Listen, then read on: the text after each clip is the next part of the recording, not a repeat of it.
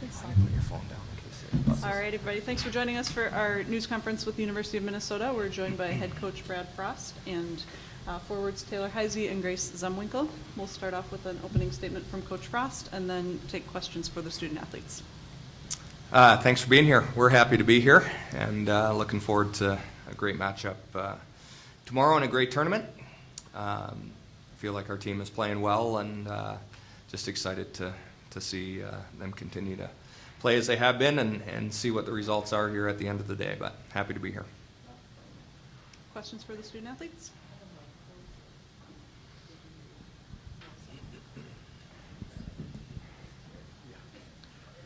Taylor Todd-Molesky from the Wisconsin State Journal.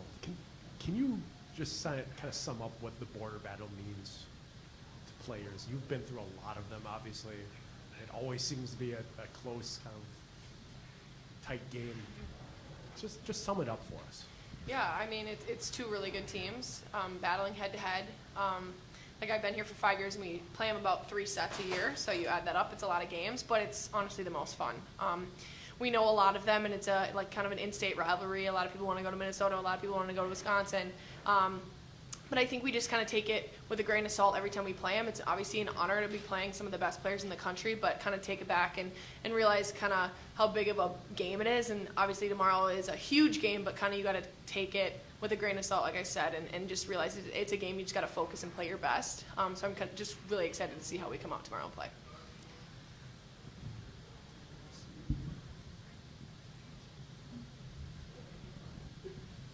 Nicole Heise, USCHO.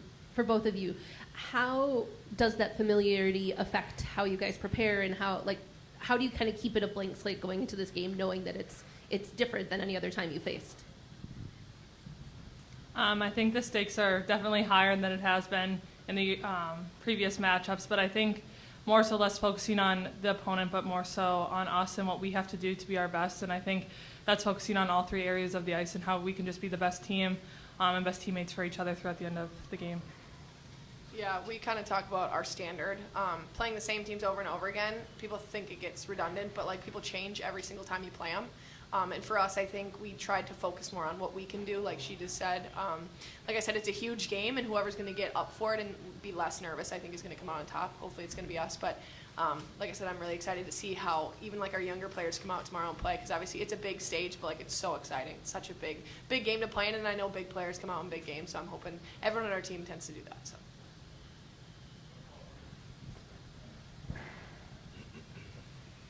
For Grace and Taylor, what does it mean to finally be back here at the Frozen Four? Taylor, this is your first Frozen Four? Second. This is, okay, you both were at the last one. Mm-hmm. What's it mean after the last couple of years? You guys have been really close to getting here. What's it mean to be here at this moment? And is there any weirdness being on the other side of the building, in the Bulldogs locker room facility, as opposed to the other side and the visitors?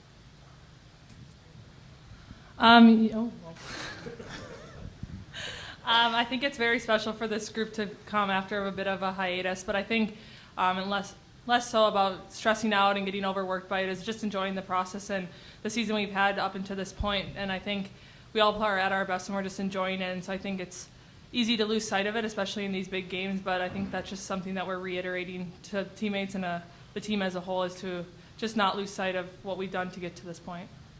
Yeah, I think she says hiatus. I would say disappointment. I think after so many years of just like working really hard, we've had great teams, but I think this year we're probably the most complete. We're really excited to like get out and show everyone that on the big stage. But I think after having so many years in between, like my freshman year feels like light years ago, and I'm sure the same for her. She's had a lot going on too.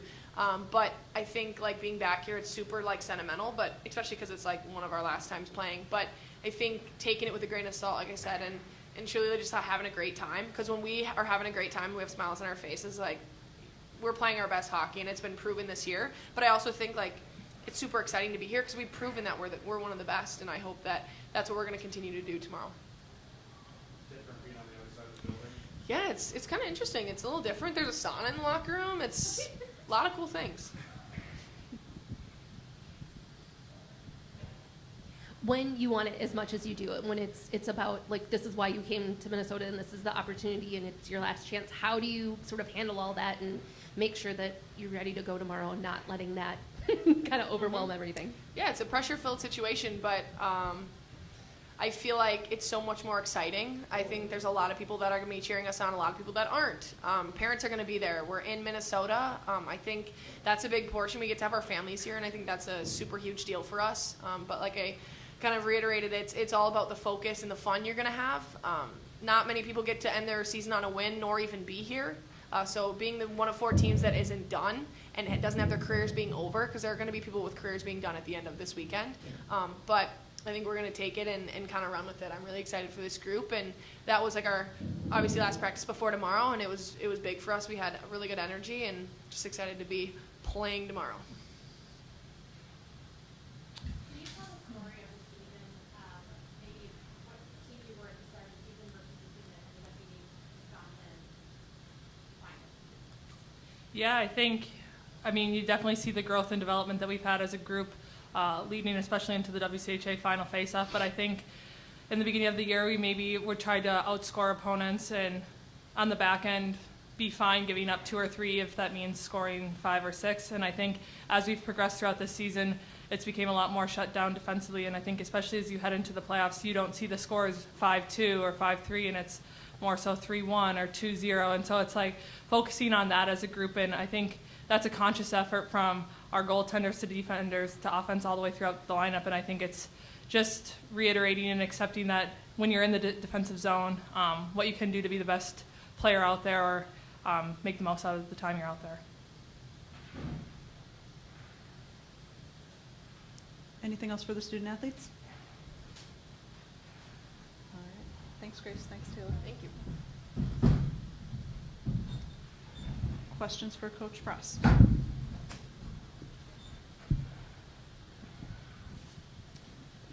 Brad, you played them a couple weeks ago, so there's probably, and you've played them hundreds of times and been across the bench. Is there a lot you have to do when you've played them that recently? Is it just kind of reminding of tendencies and things like that? Can you go through how you prepare for playing a team you just played? Yeah, I think it's more tendencies, and we watch a little bit of video as coaches, and then pass that on. Sometimes we'll show some video, sometimes we won't.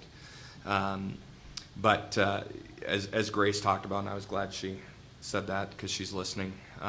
It's about us. I mean, we know all about Wisconsin. We know they're top players. We know they're extremely gifted and talented and well coached, and every team is here.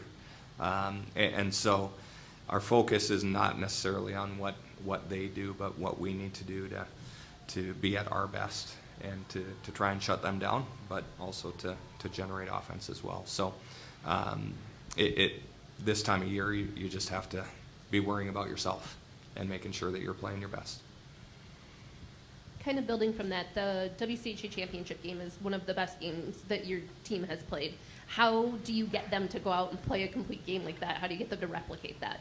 Well, I think the good news is we've been playing this way for about a month, really from the playoffs against St. Thomas there, into the final face-off, 2 really complete hockey games, and then obviously last weekend against a very good Duluth team, being able to shut them out and win that game. And so, again, it's just when the players have that confidence, they believe in what we're doing, they believe in the things that we're teaching them, and then they execute. And they've executed really well here for about the last 5 games. So the expectation is just that they know what to do and how to do it, and that they go out and do that again tomorrow. Brad, what's Lizzie Norton brought to your team this year? And have you had any issues with her going down the wrong hallway at all this weekend yet?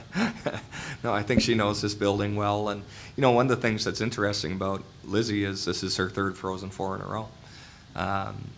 2 with Duluth and now one with us. So she's been great. You probably know her fairly well, but, not the loudest and most exuberant player that we have, but she's just very steady, brings maturity to our group. As far as on the ice, she's really steady. She's a really good skater, plays well defensively, and has really just kind of, almost calmed our group down back there a little bit just because of her presence. these are two programs that have played at this level or the next game a lot. Is there to you a defining feature of this rivalry or this series between the teams that, you can expect every time you play Wisconsin? Yeah, I've always said, like flip a coin when our two teams play against each other. They're, great rivalry, two very skilled teams. A lot of the players have played with each other on national teams, U18, national teams, Olympic teams, things like that. It's been an interesting rivalry. I've been a part of it for 23 years, and it seems like one team has the better of it for a few years, then the other team has the better of it for a few years, which is really kind of ironic. You would think it would be a lot more kind of even every year, but it hasn't been. I don't know if there's a defining moment. I think for me, and as a head coach, when I look back to 11 years ago in this building, when we won the national championship here against Wisconsin, that obviously springboarded our team to have a ton of success over the next number of years, winning 4 and 5 years. So that was a big moment, but I was a part of the staff in 06 when they beat us at Mariucci, and so you just think back to so many big games, not just the regular season, but into playoffs and national tournaments where we've played each other a lot. And it's always just a wonderful atmosphere and a wonderful game. You mentioned kind of the flipping of way things go. Minnesota had a good run. Wisconsin had that run starting in 06 before you guys took it back in 12. Erica Lawler says she's always giving you grief about her recruiting and the fact that maybe that could have changed things back in 05, 06. Is that? Yeah. But recruiting is such a big thing, but is that kind of one of the things you hear from people that get recruited by both teams, that it's like, oh, you could have changed things this way? You think back to, Lawler going to Wisconsin, and it was us in Wisconsin, and there's a lot of things that go into kids making their decisions with what's going on with their family and, offers and things like that. But, if Lawler came to Minnesota, Duggan probably would have come to Minnesota, Knight would have come to Minnesota, Vetter almost came to Minnesota. So it's just, I just truly believe the players end up where they're supposed to end up. And Laws is a great person and had a great career at Wisconsin, as did those others. Anything else for Brad? All right, thank you. Thank you.